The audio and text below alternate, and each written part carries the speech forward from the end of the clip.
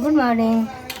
आज आपण दिंडीचं दर्शन घ्यायला जाणार आहे. म्हणजे आपल्या कोपरगाववरून पुलतांब्याला दिंडी जाणार आहे.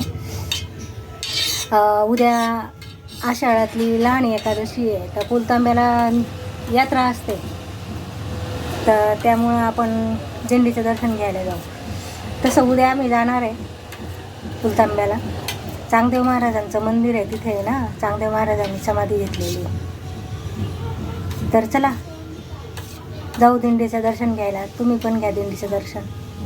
ही दिंडी बघा आपल्या कोपरगाववरून पुलतांब्याला चालली आहे. आषाढातली लहान एकादशीचं पुलतांब्याला फार महत्त्व असतं. पुलतांब्याला चांगदेव महाराजांची समाधी आहे. चांगदेव महाराज ते ज्यांना ज्ञानेश्वर महाराजांनी शरण आणलं, मुक्ताबाई त्यांची गुरु झाली, ते चांगदेव महाराजांचं मंदिर पुलतांब्यामध्ये आहे. तिथे दिंडी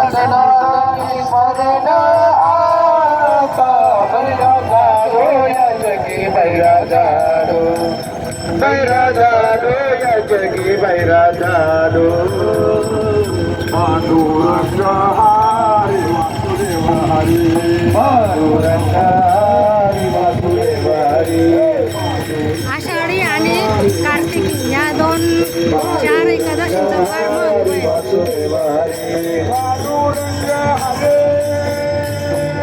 आपण पण जाणार आहे उद्या पुलतांब्याला यात्रेसाठी. उद्या खूप मोठी यात्रा असणार आहे पुलतांब्याला.